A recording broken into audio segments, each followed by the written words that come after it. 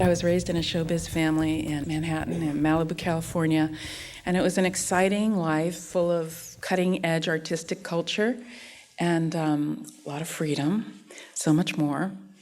And I left that life to be engaged in what's happening in the world, and to travel far and deeply as a photojournalist. This book is not meant to represent all Muslims everywhere. I'm not an expert on Islam, and it's just what I saw and experienced during my travels in these places. So here I hope to share a wider view of a group of people much misunderstood, especially since 9/11. Now, this is America. This is post 9/11 Muslim America. And it was a great time for me to revisit America. And it was just a very, very classic immigrant experience, I think. I'm not Muslim, but they reminded me of my family, the little bit of the old country, a lot of the new country, in this very rich American mix.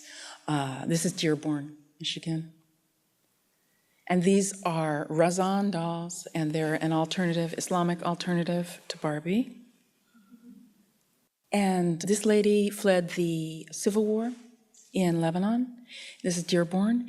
And Muslim Americans, like all Americans, have fled civil war, dictatorship, economic hardship. I mean, it's just like everybody else. But they were under a certain amount of pressure at that time.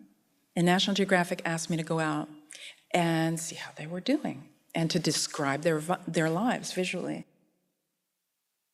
This is Latif Muhammad, and Florence Muhammad is reflected in the mirror with her granddaughter, Kelly.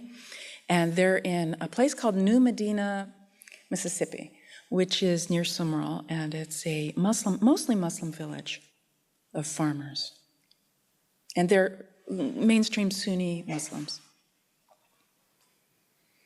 And this is Zuleika Martinez. She is Mexican-American convert to Islam. More and more Hispanic Americans are converting to Islam. This is in Houston. And this is at a baptism party for one of her Catholic relatives. This is just the end of the day after a fair in Dearborn. Rainstorm. And this is Graterford, Pennsylvania, and it's a maximum security prison. There are about 3,200 prisoners here, and 800 of them are Muslim. Most of them are African American. Most of them are mainstream Muslims, and they were incredibly protective of me. This is actually a Zoroastrian tradition. This is Los Angeles. This is the beach in Los Angeles where I used to swim, daily as a teenager.